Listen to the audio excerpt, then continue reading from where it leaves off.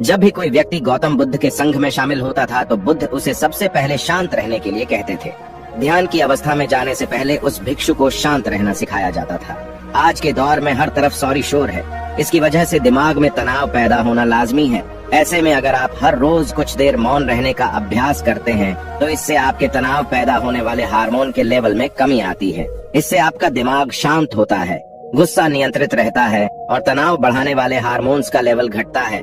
आज के इस वीडियो में हम जानेंगे कि किन मौकों पर हमें शांत रहना है और किन मौकों पर हमें बोलना है और शांत रहने से हमारे अंदर क्या बदलाव आ सकता है। दोस्तों, संध्या काल का समय था। गुरु अपने सभी शिष्यों को बुलाते हैं और कहते हैं, कल सुबह सब लोग नदी में स्नान करने के बाद तुरंत हमारी कुटिया के सामने उपस्थित हो जाना। सभी इसी से हैरान रह जाते हैं कि हम लोगों ने कुछ गलती की है क्या, लेकिन गुस्से से यह कहते हैं कि हो सकता है कि गुरुजी कल सुबह कुछ अच्छी बात बताने वाले हैं। सब लोग रात को सही समय पर सो जाते हैं और सुबह उठकर सभी लोग नदी में स्नान करने के बाद वापस गुरुजी के सामने उपस्थित हो जाते हैं। गुरु कहते हैं, आज हम तुम सबको चुप रहने के फायदे के बारे में बताऊंगा। गुरु कहते हैं, 10 मौके जहां पर चुप रहने से होता है लाभ और बोलने से नुकसान। गुरु कहते हैं, अगर आप इन 10 मौकों पर शांत हो गए यानी मौन हो गए तो आप जो चाहेंगे वही मिल जाएगा। आपकी जिंदगी में चमत्कारिक बदलाव शुरू हो जाएंगे। जरूरत से ज्यादा बोलना या चुप रहना दोनों ही अच्छी बात नहीं है। जैसे जरूरत से ज्यादा बारिश हो जाना या फिर धूप दोनों ही दिक्कत देती है, उसी तरह अनावश्यक बोलने से भी काफी नुकसान होता है। गुरु कहते हैं कि पहला ऐसा मौका जहां पर व्यक्ति को चुप रहना चाहिए, बिना तथ्य के ना बोले। गुरु ने कहा, अगर आपके पास कोई तथ्य नहीं है तो वहाँ चुप रहने में ही भलाई है। चुप बैठने से दिमाग में नई कोशिकाओं का निर्माण होता है और इससे ज्ञान की वृद्धि होती है। बोलने में भलाई वही है जहाँ आपको किसी चीज के बारे में पूरा ज्ञान हो। अगर आप बिना तथ्य के कहीं बोलते हैं या फिर बेवजह बोलते हैं तो आपका वहाँ मजाक भी बन सकता है। अगर आपके पास पर्याप्त जानकारी नहीं है, ऐसी जगह पर बोलने से आपका मजाक तो बनी रहेगी, साथ ही साथ लोगों का भरोसा भी आपसे उठने लगेगा। इसलिए ऐसी जगह पर शांत रहो जहाँ तुम्हें पता ना हो कि क्या बोलना है क्या नहीं। कई बार कुछ लोग ऐसे होते हैं जो हर जगह अपनी उपस्थिति बताने लगते हैं। उन्हें पता नहीं होता है कि हमें क्या बोलना है, लेकिन फिर भी बोलते जाते हैं और फिर बाद में दूसरे लोग उनके जाने के बाद उनका मजाक उड़ाते हैं। जब तक आपको उस तथ्य के बारे में अच्छा ज्ञान नहीं है, उसके बारे में पता नहीं है, तो वहाँ चुप रहना ही ज्यादा समझदारी है। गुरु ने कहा, दूसरा ऐसा मौका जहाँ पर व्यक्ति को चुप रहना चाहिए। शब्दों से न पहुंचे ठेस। अगर आपके शब्द किसी को मानसिक ठेस पहुंचा रहे हैं तो वहाँ चुप हो जाना चाहिए। कमजोर व्यक्ति के बारे में कुछ भी बोलकर आप महान नहीं बन सकते हैं। महान आप किसी कमजोर का साथ देने में बनेंगे। कई बार होता है कुछ लोग अपने से छोटे व्यक्ति को भला बुरा कहते रहते हैं। सामने वाला इंसान तो कद से आपसे छोटा है, वह आपको कुछ नहीं बोलेगा, लेकिन आप उसकी नजरों में गिरते चले जाएंगे। हो सकता है कि कल वह भी आपसे पद में बड़ा हो जाए। पद में आपसे जब वह बड़ा हो जाएगा तो आज जो रवैया आपका उसके साथ है, आने वाले समय में वह भी आपके साथ वही करेगा। आप किसी को नीचा दिखाकर बड़ा नहीं बन सकते हैं। बड़ा बनना है तो अपने से छोटे लोगों का इज्जत भी करना सीखें और साथ ही साथ बड़े लोगों का भी सम्मान करना चाहिए। लोगों को लगता है कि अगर वह अकड़ कर बोलेंगे और सामने वाले को नीचा गिराने की कोशिश करेंगे तो वह बड़े बन जाएंगे, तो यह उन सब की भूल है। बड़े होने की बजाय आप उनकी नजरों में गिरते चले जाएंगे। गुरु ने आगे कहा, इसलिए शिष्यों, तुम सब जब भी बोलना आदर भाव से बोलना ताकि तुम्हारी बात लोगों को अच्छी लगे। बोलने में भाई बहन, माता पिता, मित्र इत्यादि संबोधन शब्दों का इस्तेमाल जरूर करना। इससे तुम्हारी मान प्रतिष्ठा तो बढ़ेगी ही, साथ ही साथ लोगों की नजरों में तुम समझदार व्यक्ति बनते जाओगे। गुरु ने आगे कहा, तीसरा मौका जहाँ पर व्यक्ति को चुप रहने में ही भलाई है। क्रोध या घृणा करने वाले लोग, जब कोई अपना या सगा संबंधी आप पर क्रोध कर रहा हो, आपका अपमान कर रहा हो, तो आपको उस वक्त चुप रहना चाहिए ताकि सामने वाले का गुब्बारा पूरी तरह से फट जाए।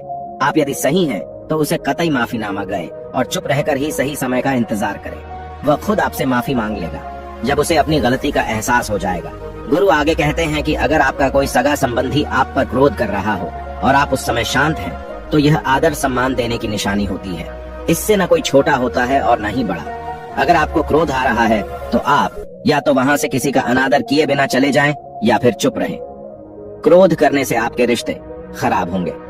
क्रोध करने से हमेशा क्रोध करने वाले व्यक्ति का ही बुरा होता है। गुरु आगे कहते हैं कि एक बार की बात है, एक सांप जंगल से भागते हुए किसी राजा के घर में पहुंच गया। लोगों ने छेड़खानी की तो वह बहुत ही गुस्सा हो गया, जिससे घर में जो तलवार पड़ी हुई थी उसी को लपेटकर कसने लगा और धीरे धीरे उसका पूरा शरीर कट गया। ठीक उसी प्रकार हमारा गुस्सा भी हमारे शरीर को तलवार की भांति काटता रहता है। गुस्सा ध्यान से खत्म होता है प्रतिदिन। अगर आप ध्यान की मुद्रा में बैठे हैं तो आपका गुस्सा आपके नियंत्रण में रहेगा। गुरु आगे कहते हैं कि यह तरीका है कि आप प्रतिदिन ध्यान का अभ्यास करें। इससे आपके शरीर में जो हार्मोन्स गुस्से को बढ़ावा देते हैं वह सब तुम्हारे नियंत्रण में रहेंगे, जिससे शरीर गुस्से पर आसानी तुम्हारा से काबू पा लेगा। लेकिन एक तरीका यह भी है कि जब भी आपको गुस्सा आए तो आप यह समझने का प्रयास करो कि क्या मेरा गुस्सा जायज है या नहीं। हमें वहां पर बोलना चाहिए कि नहीं। जब आप खुद इस बात का आकलन लगा पाएंगे तो आपको खुद पता चल जाएगा कि हमें गुस्सा करना चाहिए या नहीं।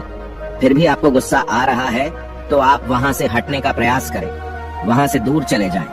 धीरे धीरे समय के साथ आपका दिमाग शांत हो जाएगा। गुरु ने कहा, चौथा ऐसा मौका जहां पर इंसान को बहुत ही समझदारी के साथ काम लेना चाहिए। वहां पर आपको चुप रहना ही चाहिए जहां पर उस मुद्दे से आपका कोई संबंध ना हो। अगर आपका किसी मुद्दे से कोई संबंध ना हो तो वहां आपका चुप रहना बनता है। बिना किसी वजह अगर आप दूसरे के मुद्दे पर बोलेंगे तो यह आपके लिए अनिष्टकारी होगा। इसमें केवल और केवल आपका ही नुकसान है। जल्द ही आप किसी दो लोगों के बीच हो रहे विवाद में जल्दी अपनी टांग न डालें। अगर सामने वाला आपको बुला रहा है अपना झगड़ा शांत करवाने के लिए तो ही आप वहां पर जाएं। किसी की व्यक्तिगत जिंदगी में दखल अंदाजी नहीं देनी चाहिए जब तक कि वह व्यक्ति आपको नहीं बुलाता है। अपने झगड़े को शांत करवाने के लिए कुछ लोग फालतू में दूसरे के विवाद में कूद पड़ते हैं। इससे उनके मान सम्मान मर्यादा पर लोग उंगली उठाने लगते हैं। गुरु कहते हैं कि 10 मौकों में 5वां ऐसा मौका जहां पर व्यक्ति को बहुत ही समझदारी के साथ चुप रहना चाहिए। आपके शब्दों से किसी मित्र को हानि न पहुंचे। अगर आपके शब्द सामने वाले के परिवार या मित्रों की प्रतिष्ठा के बारे में बुरी झलक दिखा रहे हैं तो आपको चुप रहना चाहिए। किसी के परिवार या फिर मित्र के बारे में बुरा बोलने से केवल आप ही बुरे बनेंगे। जो चीज आसानी से खत्म की जा सकती है उसे अपने शब्दों से बड़ा न करें। बिना चिल्लाए बात करने का प्रयास करते रहना चाहिए। अगर आप बिना चिल्लाए कोई बात नहीं कह सकते तो आपका चुप रहने में ही भलाई है। किसी पर चिल्लाने से आपके व्यवहार के बारे में पता चलता है। ज्यादा बोलने से चीजें हमेशा खराब ही होती हैं।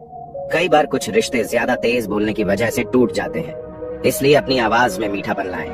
आपके शब्दों से आपके दोस्त को हानि नहीं पहुंचनी चाहिए। कभी कभी दोस्तों के जब हम मजाक हैं तो रहे कि आपके शब्दों से किसी का अनादर ना हो। मजाक को भी हमेशा शब्दों के मायने में ही रखें। जहां किसी को शब्दों से चोट लगे वहां चुप हो जाएं। ज्यादा बोलने से हमेशा नुकसान ही होता है। किसी और की प्रतिष्ठा को अपने शब्दों के माध्यम से उसे हानि नहीं पहुंचानी चाहिए। यदि आपके शब्दों से किसी और की प्रतिष्ठा को ठेस पहुंच रही है तो वहां आपको चुप हो जाना चाहिए। जब कोई व्यक्ति आपके सामने नहीं है तो आप उस व्यक्ति के बारे में बुरे शब्द किसी तीसरे व्यक्ति के सामने न बोलें। गुरु कहते हैं, छठा मौका जहां पर व्यक्ति को चुप रहना चाहिए जब कोई कर रहा हो किसी की बुराई। जब कोई आदमी आपके सामने किसी तीसरे आदमी की बुराई कर रहा हो तब तुम्हें चुप रहकर बस सुनना चाहिए। अपनी राय व्यक्त नहीं करना चाहिए, क्योंकि जो आज आपके सामने किसी तीसरे की बुराई कर रहा है वह कल किसी और के सामने आपकी बुराई भी कर सकता है। यदि आपने कुछ कहा है तो नीति शास्त्र के अनुसार जो अपने मुंह को बंद रखता है और बुद्धि से काम करता है वही इंसान समझदार होता है। बिना जरूरत के बोलना, किसी के बारे में किसी के बीच में बोलना यह गलत बात है। कभी कभी हमारे लिए बुद्धिमानी इसी में होती है कि हमें अपना मुंह ऐसी जगह पर नहीं खोलना चाहिए।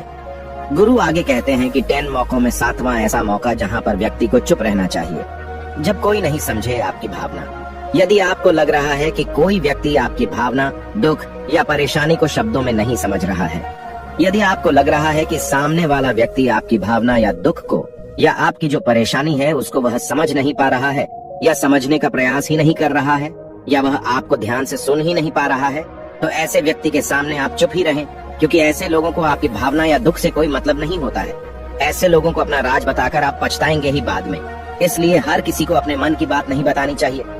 अगर आपको लग रहा है कि सामने वाला आपकी बात को नहीं समझ पा रहा है, आपकी भावनाओं को नहीं समझ पा रहा है, तो वहां पर आपको नहीं बोलना चाहिए, क्योंकि आज में आपका मजाक ही बन जाएगा जब आपको लगने लगे कि सामने वाला आपकी भावनाओं को ठीक तरीके से समझ रहा है, आप जो कह रहे हैं वह ठीक से सुन रहा है, तभी आप उससे अपनी बात कहें। गुरु कहते हैं कि 8वां मौका जहां पर आपको चुप रहना चाहिए जब कोई इंसान अपना दुख व्यक्त करे। यदि कोई इंसान अपने दुख या परेशानी को आपको बता रहा है तो इसका मतलब यह है कि वह आपको अपना समझ रहा है। ऐसे में तुरंत ही उसे समाधान बताने के बजाय चुप रहकर उसके दुख या समस्या को सुने। उसके दुख या समस्या को किसी और को न बताएं। वह इसलिए नहीं बता रहा है कि उसकी समस्याओं का समाधान कर देंगे।